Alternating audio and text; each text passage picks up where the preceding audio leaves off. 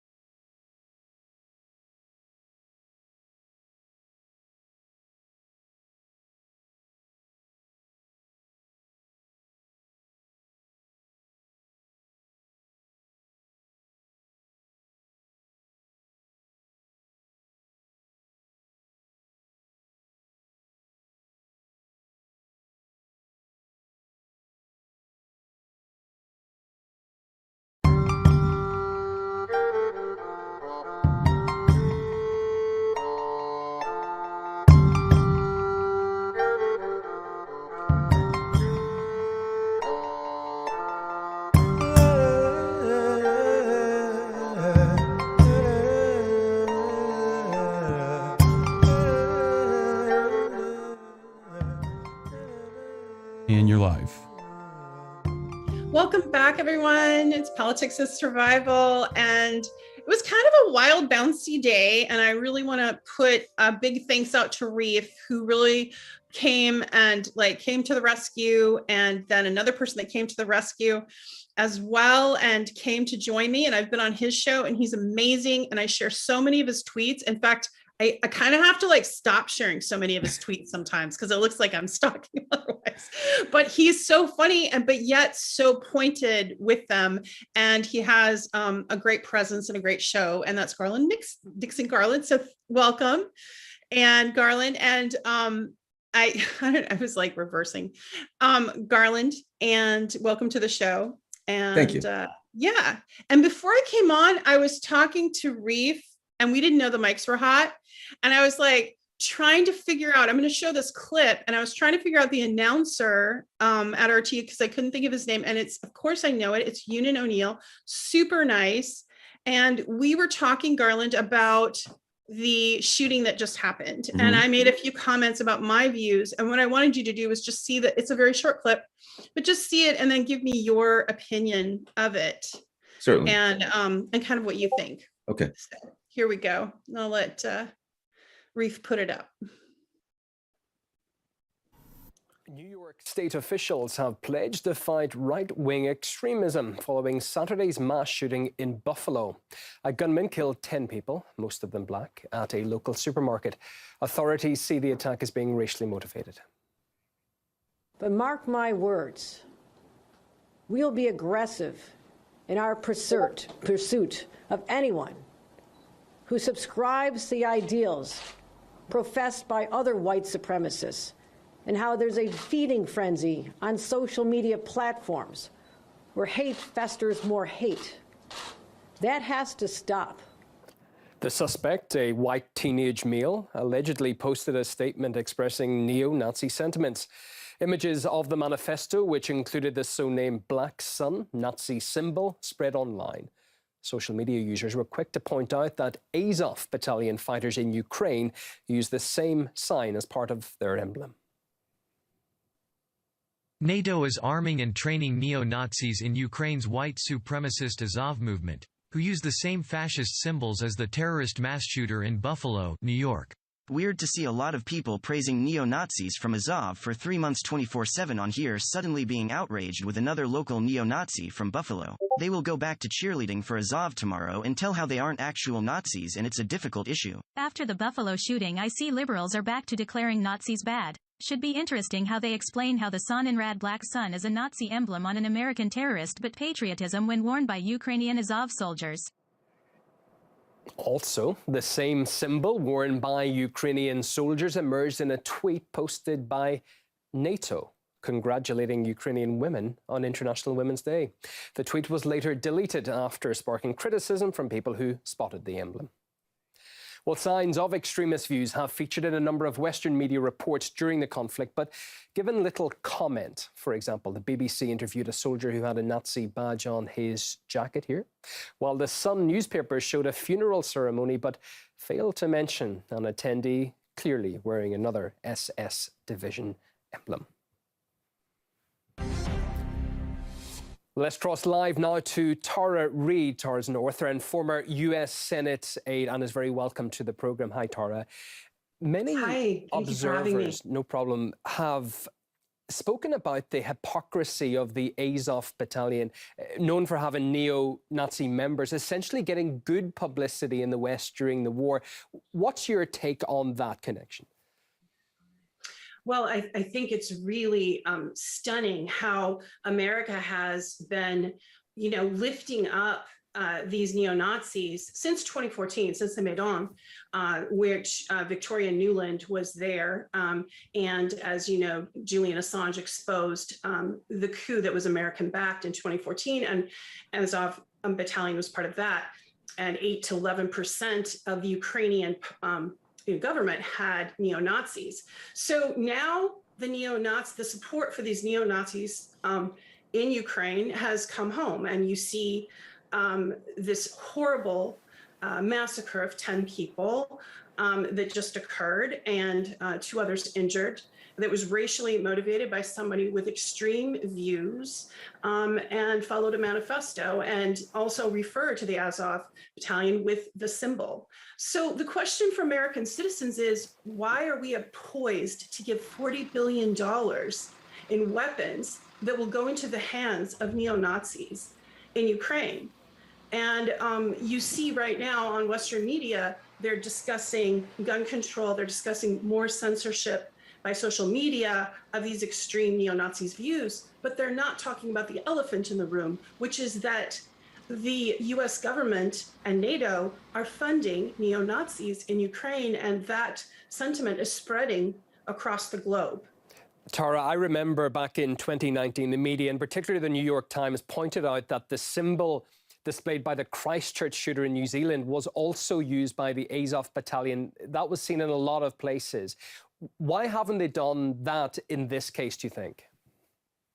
I think right now what you're seeing is a Western spin, because they know that there's a collective guilt about furthering this neo-Nazi extremist views and not dealing with it properly. So, US citizens and European citizens need to ask why their tax money is going overseas to fund, this proxy war against Russia that the US and NATO is engaged in, and funding extreme neo-Nazis, which is only going to spread more fascism throughout the world, the United States included, as we just saw.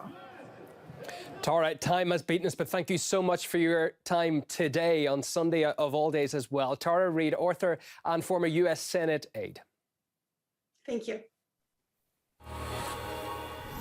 Serbia will refrain from imposing. Yeah, so Reif, you can go ahead and take that down. So what's your thoughts on that, Garland? Oh, a number of things. As soon as it happened, because I've been really covering, I've been one of the people that have really been covering the Nazi Ukraine issue for months and months now, for a long time. As soon as that happened, my initial reaction was blowback, that this is blowback. Mm-hmm. The United States is is lionizing these Nazis. If you look at the narrative around the Azov Battalion in the US, right? They're the toughest fighters. They're Ukraine's toughest fighters. They're the last holdouts. They're like everybody else has fallen in Mariupol, but not the Azov Battalion. They're the toughest guys you can possibly get, right? Now, you put that together with the fact that they are avowed neo-Nazis, the message that you are sending to people throughout the West is the Nazis are the toughest people. Here's where it gets dangerous, and here's where I connect it to the Buffalo shooter. He's an 18-year-old kid. You're an 18, you want to be a superhero. Everybody, when you're still a kid, you've got a man's body, but a child's mind at that age. Trust me, I remember. And you want to be a superhero, and you're Right. bigger and you're stronger and you can do things now. Like you're not a little kid that can be pushed around. Right. And if you're a kid like this, who maybe had some mental illness, some problems, whatever in life, which a lot of people do. Okay. It's not unusual. Now you look for an opportunity to be like the Azov Battalion. Well, if you want to be like the Azov Battalion, you got to shoot somebody, because that's what the Azov Battalion does. They're army men, right? You got to be an army guy. So we're Right. creating an environment where we're lionizing these neo-Nazis, and where these young men, they're going online and they're saying, wow, look at the Azov Battalion. Oh, I'm watching videos of them. Look, they got camouflage stuff and guns. They sure are tough. Let me turn on CNN. And here's Joe Blow from the Azov. They literally had people from the Azov Battalion on CNN and all of these media showing them. So you're a kid, you're taking this in. Man, they're looking pretty tough. And so I see this as blowback, where the US has created an environment where we're literally saying to the young people of this society, the toughest fighters, the real superheroes are neo-Nazis. And that's the blowback is starting to, this is the first. It won't be the last. This is the first of many neo-Nazi. And keep in mind, it's not like a Ukrainian person who was a neo-Nazi caught a plane over here and did it. Our leaders literally transferred the mindset from the Ukrainian neo-Nazis to young people right here in this country through their propaganda. It's a sad state of affairs, and we're going to continue to pay for this for a long time. Yeah, I mean, and just before we came on, we were discussing the fact that it was announced that due to cloture is what the Senate evoked. They've evoked that to speedy pass this 40 billion, to overcome Rand Paul's objection when he single-handedly kind of delayed that. So $40 billion is just going straight to weapons manufacturers, just lining their pockets, because the reality is they don't know where, number one, they don't know where the weapons are really going, because they've lost track of many of them. Number two, they don't even know how many of these weapons are going to end up in the hands of neo-Nazis. I mean, do you have any thoughts on that? Or yes, sadly, and they don't care, because here's the reality. Here's part of it. It's not all of it, but there's a number of things going on here. Part of it is, of course, the ideology of the neoconservatives, or to me, they're proto-fascists. They fit in perfect with the Nazis if you think about it. But part of it is, of course, the ideology of they're going to be on the border of Russia and they're going to give Russia a bloody nose. The other part of it is it's money laundering. They had a money laundering operation going on for 20 years in Afghanistan. $20 trillion leaked through the hands of wherever, disappeared into the hands of whomever. And at the end, they just left $7, $8, $10 billion worth of equipment that was left there. They left it there so you can buy some more. Who cares? They were done with it. It had been paid for. They didn't want to transfer it. Who cares? So now they're like, well, that's done. Where's our next move? They're not going to close one money spigot without opening another. So now there's another money spigot. So now they don't. 40 billion, what do they care? We already know that apparently the Russians struck some weapons depots today with missiles and blew them up. So apparently, look, the Russians know Ukraine pretty well. There's a lot of stuff that they send over to a warehouse. It gets hit with a missile, boom, it goes up in smoke, which is fine for the weapons. But what do they give a shit? Excuse my language. Yeah, they've already sold them. Yeah, you can say shit. It's all right. Yeah. We're on my show, meanwhile, yeah, you've got, any number of oligarchs over there. They got their, they're feeding at the public trough. They're like, yes, this money is going to go to help ordinary Ukrainians. Yeah, like the money here goes to help ordinary Americans. It's going to get in the hands of the oligarchs. And that stuff is going to be in Cyprus and the Isle of Man and Jersey and shell companies so fast, it's going to hit the greasy skids. And the weapons that don't get blown to smithereens by the Russians will be on the black market quicker than that money got to. It's a big scam, a $40 billion scam. It is a big scam. And then do you remember, Garland, all those headlines about the corruption in Ukraine, like corruption that was unbelievable, like that's not even like something that we really understand here, as far as in America, although I would counter that with, we have Nancy Pelosi and we have Joe Biden, who are the most corrupt actors ever. And do you feel like the American politicians are laundering their own money through Ukraine? I'm just wondering, like, I've read some things about that, but. It's unbelievable. It's unbelievable. I mean, like one of the things they do when they overthrow a government and they overthrow a country, as they did in 2014, is they go in and pick the bones. I remember, I mean, it's just unbelievable. If you start to dig into Ukraine, it's, you're like, Pelosi's kid was there, Romney's kid was there, Kerry's stepson was there. What the hell? All these people suddenly show up after we overthrow the government making money. I know. So then here's something that I found shocking, the name. So then, when the whole Nord Stream 2 thing was going on. So then Biden says, I'm going to get this guy named Amos Hochstein. He's a gas expert. I'm going to send Amos Hochstein. He's going to go over to, I guess he was his man to go over to the Germans and to somehow convince them not to do the Nord Stream 2 pipeline, right? Good old Amos Hochstein. So I'm like, well, let me start looking this guy up. The first thing I see is that when he was in the Obama administration, now how crooked is this? He's in the Obama administration. He pulled a Hunter Biden. The U.S. overthrows the government of Ukraine and inserts a puppet government, right? In Ukraine, the state gas company, this huge gas company owned by the state of Ukraine, owned by the government, is called Naftogaz, right? Well, and I'm just like randomly trying to find out who the hell Amos Hochstein is, right? I look, and the first thing I see is he's with the Obama administration. The Obama administration overthrows the government of Ukraine. He leaves the Obama administration. He joins the board of Naftogaz, the biggest gas company and the state-owned gas company in Ukraine. So we knock over the government. He leaves and he goes to work for their state gas company. At the same time, might I add, Hunter Biden goes over, gets a job. Everybody's got a job at a gas company in Ukraine. And then here's the hilarious thing. You know why when he resigned, you know why he said he resigned? Corruption. No. Too much corruption. I'm like, man, that dude corrupt enough. That guy's got guts. You leave the Obama administration, go over there, you take this cash, you don't speak the language, you just get paid, and then you're like, it's just too corrupt in this country. I'm out of here. Yeah, that's amazing. Well, and now here we are, and there was a lot going on, in the last week or so that was pretty disturbing, violent, upsetting. I mean, the tragedy that happened in Buffalo, that horrific execution of 10 people and injuring of 2 others. And then you had the execution of a journalist, Shireen, from the Voice of Palestine, and then her funeral, when people were trying to attend her funeral. Of course, we all saw the images of the Israeli occupying forces that were taking down her casket and attacking the mourners. And it was awful. And the headlines, meanwhile, in the West were things like a bullet found. I mean, they were really all around, weaving around what actually happened, which was she was assassinated by Israeli snipers.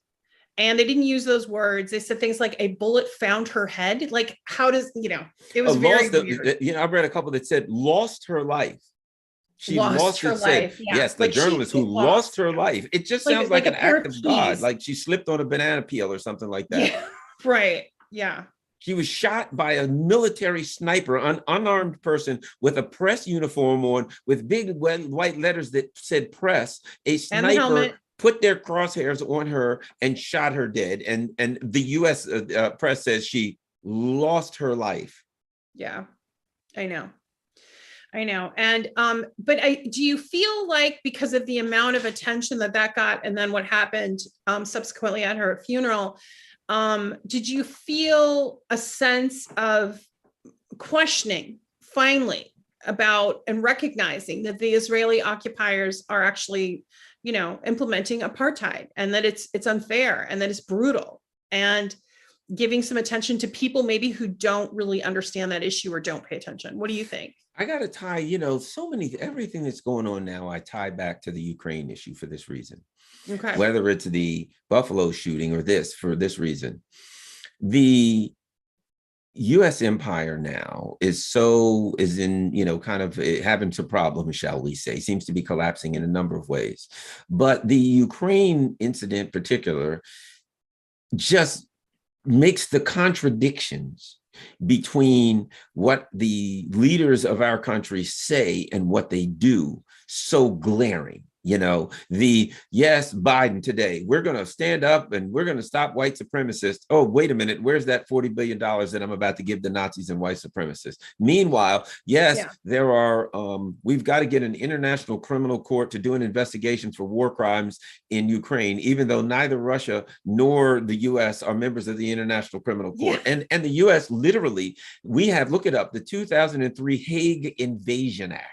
An actual law that says that if somebody from the U.S. military or the U.S. government is taken to the Hague and tried, that the U.S. is authorized to use military to basically attack the Hague and kill everybody, to attack Holland. So now the U.S. says, but this is a war. I mean, after we just slaughter people by the millions and with illegal invasions all over the place, Putin's got to be investigated for war crimes now.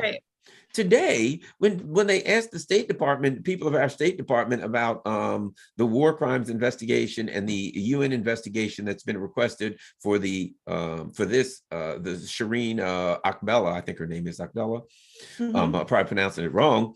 The U.S. said that it doesn't support, our State Department says they don't support a UN investigation, that the UN would be picking out a single country. Now, what the hell does that mean? Does the UN investigate 5 countries at once? An investigation is if you say this country did X, that is a single country. You're not saying a bunch of countries did it. So their argument that the U.S., the UN would be picking out a single country and that they believed that the Israelis could do the investigation. Okay, well, I believe the Russians can do the investigation. No, that's unacceptable. So my point being this, all of these types of things that are happening are just profoundly demonstrating the contradiction between, the woke empire that does everything to help the minorities or the gays or the trans people, to help some group, the Black people or the BIPOCs. That's the one that kills me. Black or indigenous people of color. They're coming up with names we don't know what the hell they mean anymore. But everything they do is to help some poor downtrodden group. And meanwhile, when you look at their actions, the Palestinians are getting slaughtered, a million dead Iraqis, they're willy-nilly going around the world slaughtering people, cutting them down like cordwood. But when it's convenient for them, they're standing up for human rights. Oh, and that's how they're trying to spin Somalia today. Because as you know, Biden, well, he was trying to do this under the radar. He was sending 500 troops in to Somalia, whereas, Trump had removed them. And this brings back a memory. It's an old one though, memory from 1992. They called it the Project of Hope or something when under Bush. And don't you love how they put these woke or these really nice names around a military occupation that some people don't want and don't need, and that's violent and dropping bombs actually.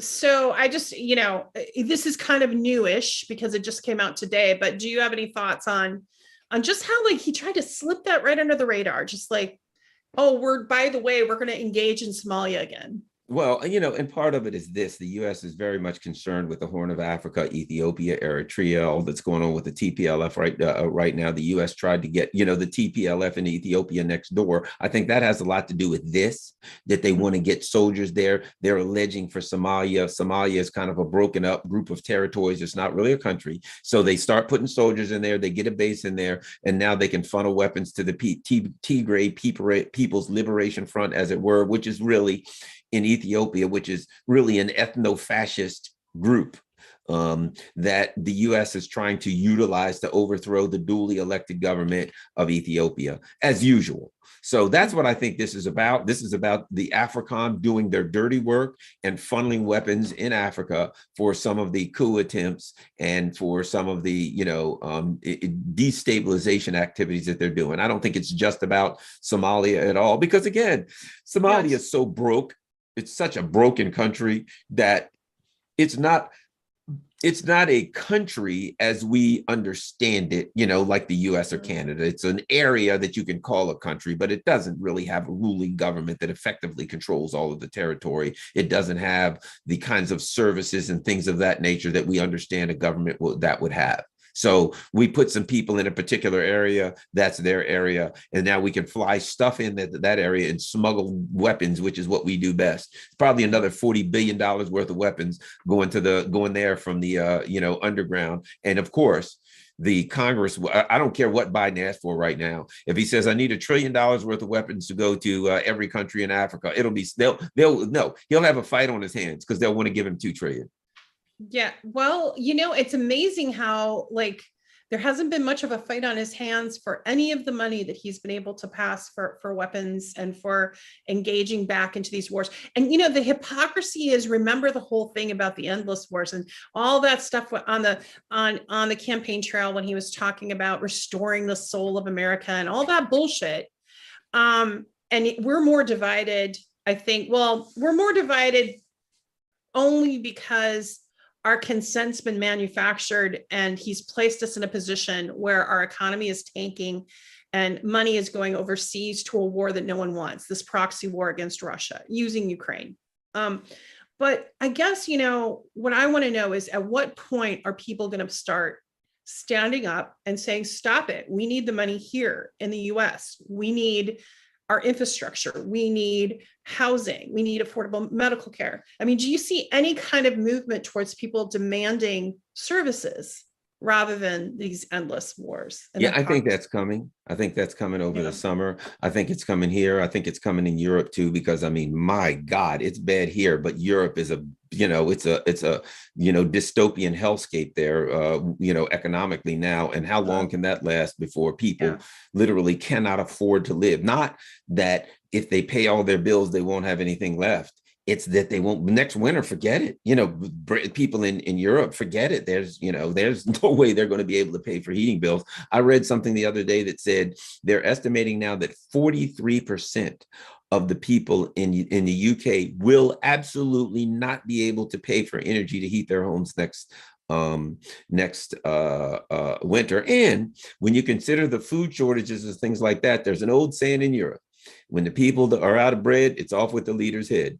So I suspect France, that came from France. How about that? I suspect that all of this dancing around, hooray, the Nazis won the Eurovision contest, is going to turn into people on the street. The pitchforks and the torches are going to come out. And they've got a bunch of idiots here running around with stinking yellow flags around their, whatever the latest current thing they've been told to put around, the latest thing they've been given an emoji for. You're being had when they say, here's an emoji and a flag or something to put around your Facebook page or your social media page. That's when you know that the current thing has changed and that you're about to be had again. But the people that buy into the current thing, Facebook, social media emoji game, are going to wake up and realize, for God's sake, it's $8 a gallon and I can't afford. Wait a minute, I'm going into the market and I can't. So my opinion is that people are going to learn from the economic pain that's coming. That these idiots, these lunatics that are running this country, the neocons get in charge. The neocons could care less about domestic policy. They are strictly expansionist, and I argue proto-fascist. They're like, they feel as though our job is to sacrifice whatever we have to sacrifice so they can achieve their great mission, ideological mission, which is far greater than we could ever even understand as little, nothing, mindless zombies. So, but at some point, us mindless zombies get hungry. And when we do, we get real pissed. So I suspect before the end of the summer, it's not going to be a good situation in Europe or here in the US. That a lot of this, yay, I support Ukraine, hooray for the Nazis, not to mention the fact that I think that the reality within the next month is going to come, but by sometime in June, the reality of what's going on in Ukraine, that in all likelihood, not all likelihood, but the Russians are going to really have control of everything after this Donbass operation. So I think they're in La La Land right now, where they're all coming together thinking they have full control. But I think that they're going to have a mess on their hands by midsummer here, and especially in Europe. Social uprisings are going to start. Yeah. And then, that's why they're starting already with a board of disinformation, the governance board with the Broadway musical dropout that now is going to use her time to censor us and Scary Poppins. Scary Poppins, exactly. That's perfect, actually. Well, you know, don't you think to some extent, Mhm. I felt like this all along. There's two sides to that there as well. How dystopian and Orwellian is this? The other side is, let's take the good side. Okay. They're desperate. It Yeah. shows that they are very desperate. It shows that their narratives are so brittle, that their narratives are so easily deconstructed when all you tell is superficial lies. And if anybody turns over one shovel of dirt and digs into your lie, it falls apart. You got to shut that down. And now they're like, oh man, people are starting to ask questions about Nazis. We got to get somebody in here to sing some songs and take their mind off of it. I don't think it's going to work. Yeah, I think the US has lost the plot. We've lost the plot. And so is Europe, NATO, you know, they were trying so hard to villainize, demonize Russia. You know, and now, of course, they're turning their sights to China, which is just, I mean, come on. It's just, when is this going to end? And I think that's the question. But you're right. I think this summer, one of the things, Garland, that I heard that really got my attention is when they were talking about food shortages, right? And I was like, oh, here it comes. You know, if they start talking about food shortages now, which, you know, if they're talking about food shortages, it's going to be worse than what they're saying, is what I'm saying, for them to talk about it. Right. Absolutely. I don't think it's just fear mongering. I think it's going to be hard and it's going to be awful. And Russia supplied a great deal of wheat and fertilizer to Europe. We are not as dependent, but you know, we have so many, so much rich resources. You think we'd be able to be self-sustaining in the food category, but apparently not. And now that you're seeing like the shipping and the problems, and you're seeing supply chain problems, I mean, it just feels like it's almost purposely being broken. That's what it feels like to me. It's like they're purposely creating a food shortage. I don't know, but maybe I'm being tinfoil hatty. You tell me. Well, there's always that question, right? And there's always that question when you, and I've talked to a lot of people about this question, and here, and it's an obvious one. When you see people taking actions that are so obviously wrong, making decisions that are so horrendously bad, you're like, my God. You know, anybody can see that that's a bad decision. The question comes, are they, because there's only two questions to me, are they that incompetent, or is there a level of intent? Because what happens is you see something that appears so incompetent, you think to yourself, nobody could be that stupid. They have got to be doing this. So, you know, isn't that kind of really the way, if you get down to what you're thinking, it's like you start off with, my God, those decisions are unbelievably bad. Yeah. And then it graduates to, nobody could be that stupid. It's gotta be intent. And I don't know, you know, I know a person I've got a friend who worked in media at a very high level in Washington, D.C. for years, where he knew all the neocons. This guy worked at a big newspaper, and he wasn't a neocon, but he knew them all. And because he worked at that newspaper and he was a high level person, they all thought these were people in the Bush administration. And I'm not going to name any names because it may come out who he is, but they all thought that this guy was one of them. So they would just talk to him with the crazy neocon stuff. And he said he'd come back every day and say, my God, we're doomed, when he came back from lunch. You know, but his thing was, Garland, you have no idea how stupid these people actually are. I know. So his belief was, no, it's incompetence. You may say to yourself, nobody could be that stupid. Yeah, they're that stupid. I tell you what I remember. There was a guy named Doug Feith. He was one of the neocon deciders in the Bush administration. Ken Adelman, you remember Wolfowitz and Pearl and all of these people, right? The pure neocons, the Victoria Nulands of the world. Most people don't know, she was Dick Cheney's assistant. Right. I did not know that. She was Dick Cheney's. That's right. Now she's with the Democrats. That's right. Okay. Yeah. Okay. Go on. So at any rate, and the thing about these, if you remember, General Tommy Franks had a meeting and he was working with Doug Feith, and he said, he's the stupidest effing man on earth. That's what General Tommy Franks said about Doug Feith. And amongst the neocons, you know, he was like, he's in the group. They like put him in charge of something at the Pentagon, coming up with lies, some group to come up with lies for Iraq. He's in charge of it. So it's like, in their world, he was just another guy. He was like one of the brain trust. And General Tommy Franks meets with him, works with him, goes, holy crap, he's the stupidest human being I've ever met in my life. That's how they are. So there are no grown-ups in the room. No grown-ups in the room. Yeah, I don't know that they're making all the decisions. I do think there are, like, for instance, I'll say this business about raising interest rates, right? Mm-hmm. They're supposed to raise interest rates to stop inflation. Right. But they already know. Here's what they already know. Raising interest rates slows inflation if you have a demand problem. What it does is it stops people from buying stuff because they'll stop buying because the interest rates are too high to take out a loan. So it slows the demand, right? So raising interest rates, if the problem is demand, it'll address inflation. But the problem ain't demand now.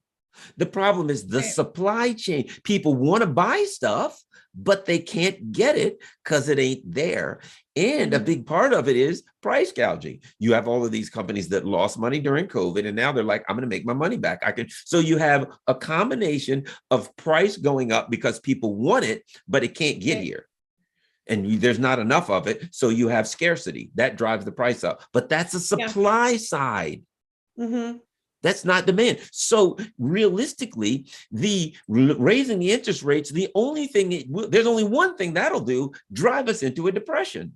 Now, I'm not going to get into technicalities, but some people believe they want to put us into a depression to protect the dollar. But the bottom line is they're telling us, I'm raising interest rates to address inflation when they know that it doesn't address inflation. If inflation is coming from supply side, it will just. So are they deliberately driving us into a recession? It's possible. I have a friend of mine who's a PhD in real high rank, he's a guy who really knows the stuff economics, and he says, and has worked in very high levels. What he says is, I think, Garland, that it's kind of a PR move, that there's nothing they can really do to address inflation, and they have to look like they're and here's a guy who sat in circles of very powerful people with these types of, and he said, so I think they're doing it to make it look like they're doing something, so they can say to the American people, we're addressing inflation, even though they know it's only going to make it worse. They're hoping that they can ride out this thing and at least not have a recession till after the midterms, but they know they're driving us into a recession for a PR move. That's how bad of governing we have. That's so bleak. And and I think you're right on with it. You know, as a matter of fact, it was Thursday or Friday, it came out that the ruble was the #1 currency in the world. So much for those sanctions.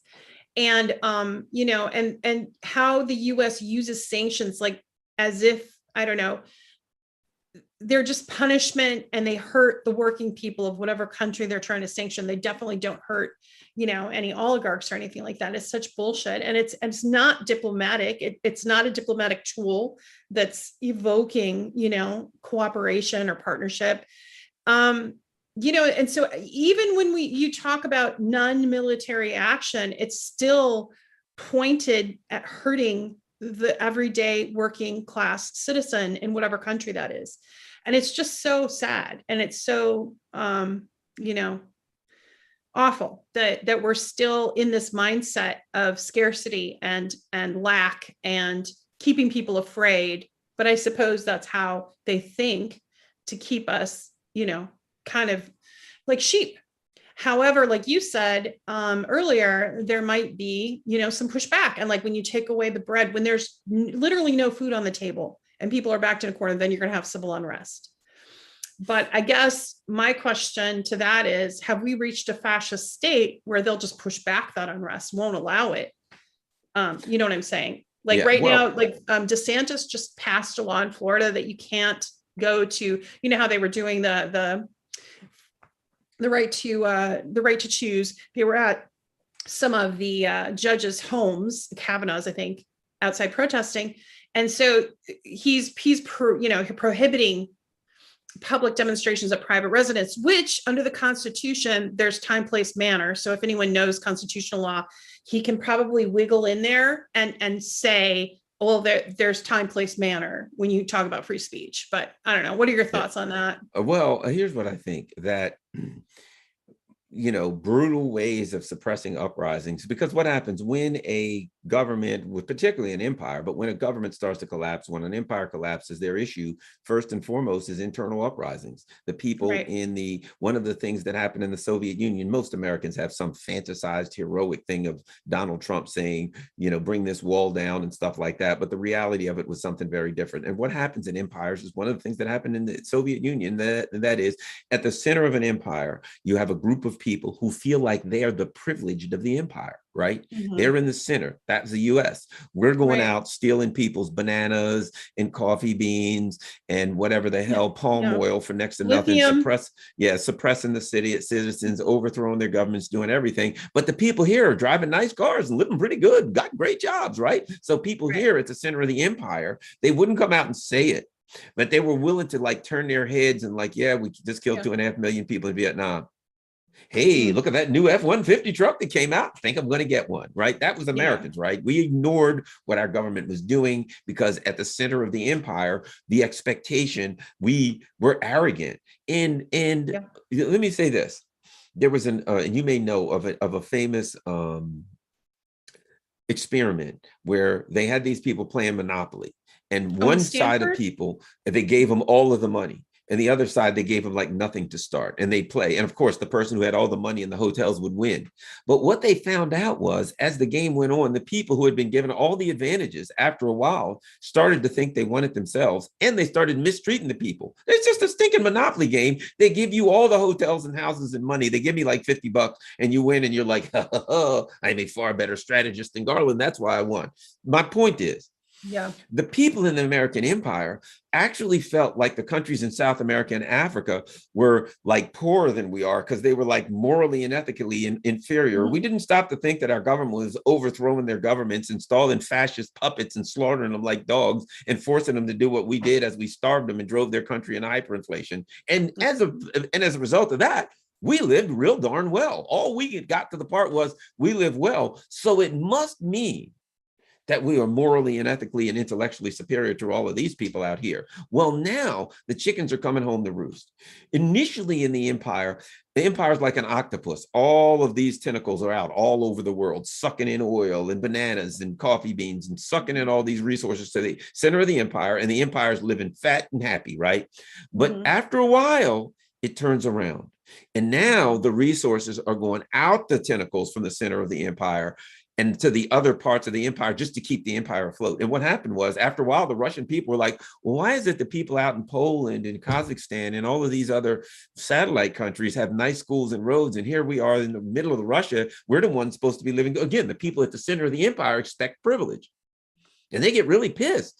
And so the Americans expect privilege because they've been keeping their mouths shut and their eyes closed at the center of the empire, taking advantage of their government going out whacking the daylights out of everybody else. And now the chickens are coming home to roost. That $40 billion is an example. Now the money's going out of the empire to try to keep the unipolar moment going, and a unipolar moment done ran off. So that's a wordy thing to say, it's the end of the unipolar movement. So Reade, I wanted to ask you about chats. How are we doing? Do you have any questions? We have a few questions. Or anything a lot of them you already kind of answered. Let me go back to one of them asked about why they thought, I think it was Green Meadows. I just had to scroll back up to the top. Why you thought that we're invading Somalia now. And I think you covered a bit of that. I think it's a smokescreen. I think that we're putting troops in Somalia because we want to have military infrastructure there, but not necessarily for Somalia, which is a failed state, but because the U.S. wants to up the ante next door in Eritrea, in with the TPLF in Ethiopia. I think that's about. That in the Horn, in that area of Africa, the U.S. wants to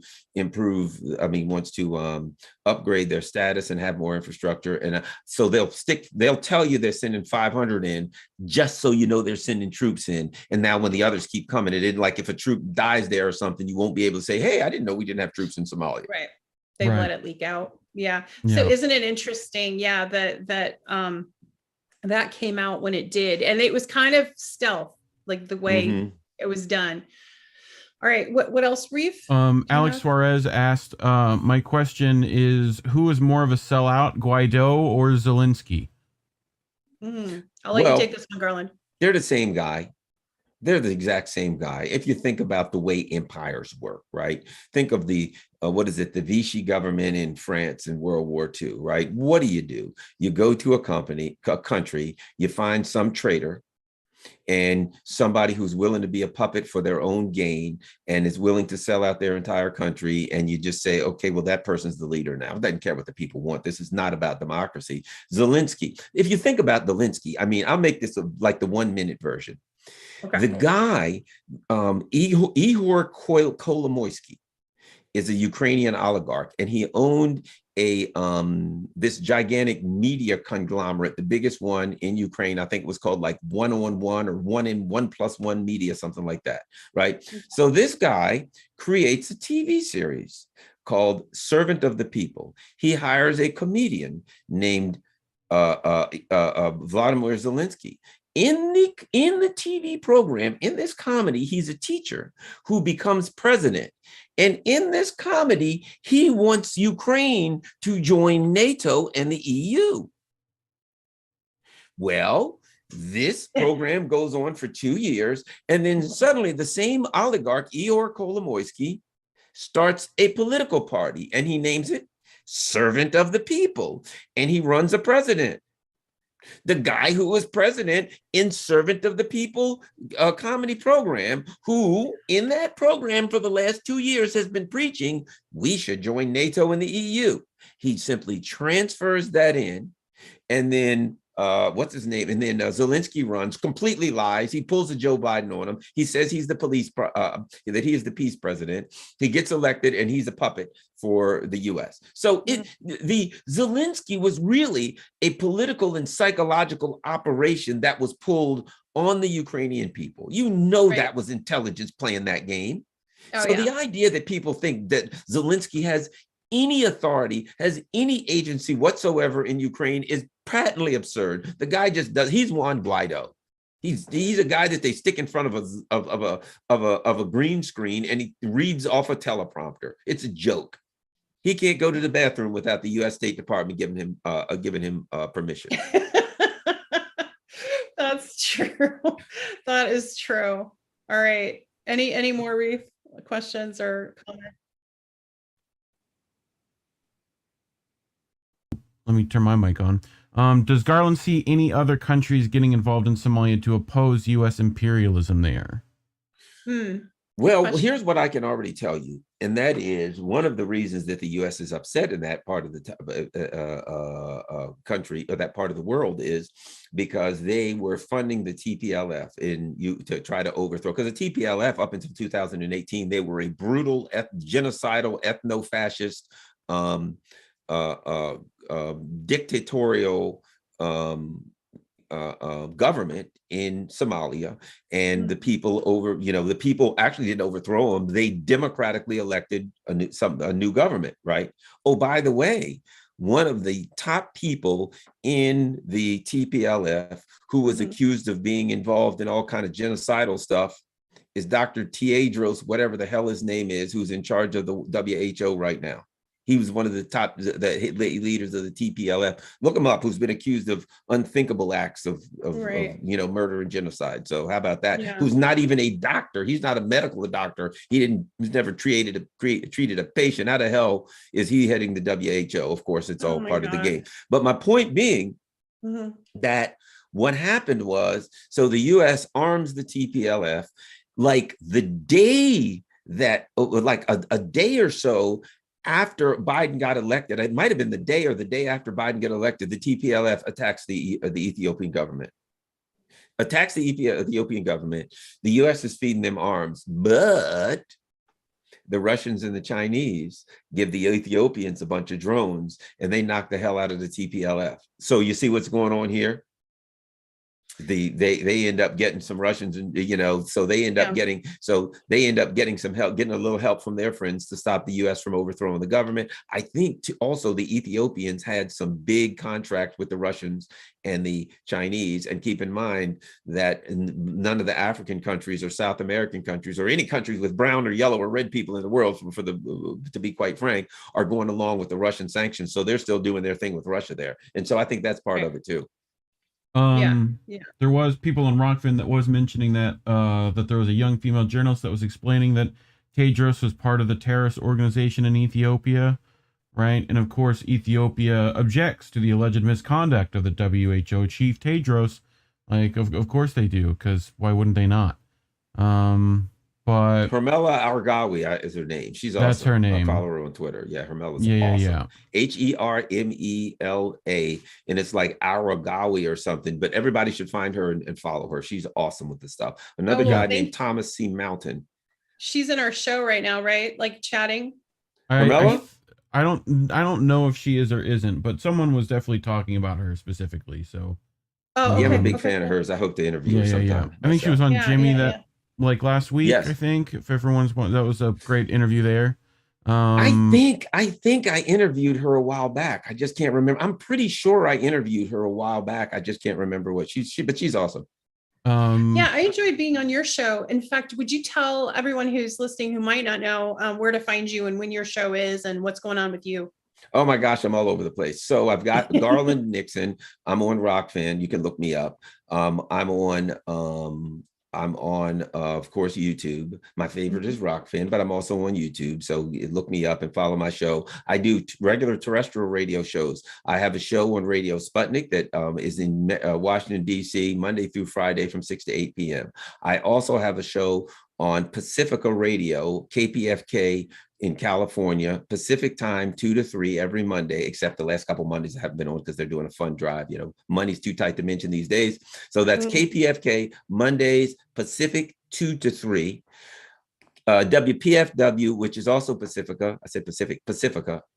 That's in Washington, D.C., Mondays Fridays from 6 to 7. So it's Pacifica in D.C., Pacifica, KPFK, and Sputnik in D.C. So I'm busy. And then I do almost every day I'm doing my YouTube. I love that. I have your Twitter, YouTube, and Rockfin down in the description below if anyone needs to find that quickly. So there you go. Cover you there. You go. We're putting that on the big screen. Thank you very much. You're welcome. Yeah. And then, I really enjoyed being on your show as well. And you've been doing radio for quite a while too, as well. Can you talk a little bit about like how you got interested in geopolitics and just a little bit about yourself? I got an interesting background. So I was a police officer in law enforcement for many, many years. I retired from law enforcement. I was a major, and I was working with the governor's office doing terrorism stuff. And also I was kind of a police official, you might say, when I retired. I then went to the local community college and I taught criminal justice for 3 years. All along, I had been doing radio, and I started doing some radio around 2000 and on and off. And then 2006, I started doing my first weekly show on WPFW 89.3 FM. I was on one night a month back then. And then by the 2013, I got my own show. In 2010, actually, I got noticed by Fox News and picked up by Fox. And I started doing Fox News like weekly. In around 2010, 2011, I was on all the Fox shows for years and years. I mean, and then I started doing it. And actually, I did a TV show called Chasing News with Bill Spadia. And that was in Philadelphia, New York, all over Pennsylvania, Jersey, stuff like that. I did that weekly for several years. So, I've done a lot of radio, a lot of TV, a lot of Fox News. I was the lefty on Fox News. For many, many years. I really enjoyed that. Believe it or not, up until recently, I was on the National Board of Directors for the American Civil Liberties Union. But I resigned. And to be quite frank, I resigned over the COVID mandates because I didn't believe in mandating. I wasn't an anti-vax, everybody, they call it anti-vaxxer. I was opposed to the mandates. I didn't feel that people should get fired and lose their jobs over a health decision. I felt that that was a reasonable position to take. The ACLU took a different position, and I left the board. Then I enjoyed it. I felt like a lot of times at the ACLU, I was doing good stuff. I mean, and it was fun. And, yeah, come on, here's an organization that brings in $300 million a year. To be on the board of directors, you feel like you're responsible for something and you're making big decisions and powerful decisions and you're getting things done. And I felt positive, but I had to draw the line somewhere, and I did. Well, that's good. I mean, we all have to do that sometimes, and it is tough, especially when it kind of makes you feel like the other stuff that you're doing is lost then. But you can still do your activism and your advocacy for those right in the work that you do now. So well, here's the thing about it. Luckily for me, somewhere years ago back in there, I started studying Zen, the philosophy of Zen, not Buddhism. And so it really helped me to accept life for what it is. So I don't say, oh, darn, I missed that. Nah, it's like if you're walking down the street and you come to a stop sign and you can only go left or right. You go and take a direction and you go right. Something's going to be there that wasn't there before. It's not that it's a wrong to go, not to go left. So when I had to make a decision, like say I'm leaving the ACLU, there's no point whining or crying about it. I was there for a long time. I did a lot of great things, had a lot of fun. And now it's time to move on and see what life brings me next. That's all. So I wasn't upset. And the other part is, am I an activist? I don't know. Here's what I have to say. I read, I study, I learn things, and I like to talk. And so I'm just doing what I enjoy doing. I mean, it's almost like if a bird is singing and you walk by and you happen to like it, that's fine. But if nobody walks by, the bird's going to sing because it's just what he does. And that's what I am. I run my friggin' mouth. You should hear me on the phone with my friends. I'm doing the same thing. But it's just like I happen to be lucky enough to get paid for it or to find a way to enjoy it online or whatever the case may be. Well, that's awesome. And that's a good way to look at it. And I know sometimes those labels are like, I think recently somebody introduced me as an activist and I thought, I don't get arrested. I'm not like at a bunch of marches, I do my thing, I do my advocacy, but I don't know if I could go that far. Right. So I understand what you're saying, and labels don't really help anyway. I think we're all just trying to, well, now it's not just the challenge of giving out information, it's getting information. I don't know about you, Garland, but I find it harder and harder to get really good, independent, investigative resourcing, because you can't get it in mainstream corporate media, and they're banning and censoring, well, as you know, from Sputnik, and they banned, RT and the work that I was doing, and took down Lee Camp's podcast, my podcast.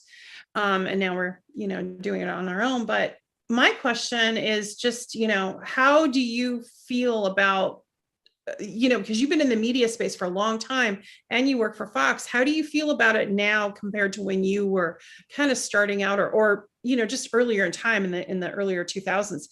Is it really devolved as much as I'm perceiving, or is it always kind of been that way? Well, that's the question, the $10,000 question, right? How much of it is that it's gotten worse, and how much is it that we've woken up to realize that more and more people? Because I think part of it was they were lying to us, but not as many people had figured out that we were being lied to. So they didn't have the need to suppress the message as much because not as many people had figured it out. And I think there's a combination of things, and that is their lies are getting grander. There are more people that are figuring it out, and pushing back.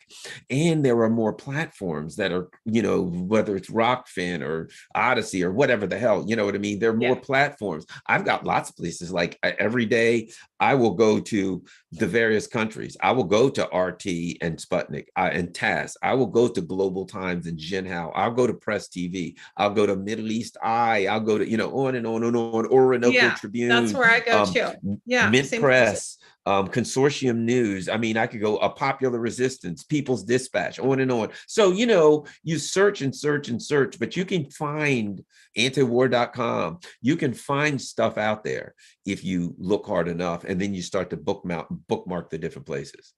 Well said. Well said. Well, everyone, please support Garland and all his work, and all the independent content creators, including INN, which is Independent News Network. Thank you, Reef, and thank you, Indy. And Greg did some of our graphics today. And Garland, you know what? I just want to say I had planned to have you on the show, and then some things were happening with scheduling, and I got to just kind of reach out to you quickly today. And you were so gracious to just come at, a shorter notice and talk with me. And it was such a great conversation. And I always feel like I know more when I leave a conversation with you. I really do. So thank you. You're welcome. Well, it doesn't matter if you know more, as long as you feel like you know more. There you go. On that note, everyone, thanks for joining us. And please catch it. If you didn't catch the whole show, catch the restream. It's on YouTube, Rockfin, Twitter, Twitch, and you can find it there. Look for Garland, look for him on Twitter, make sure and follow him. And so there you have it, everyone. Keep fighting the fight. Good night.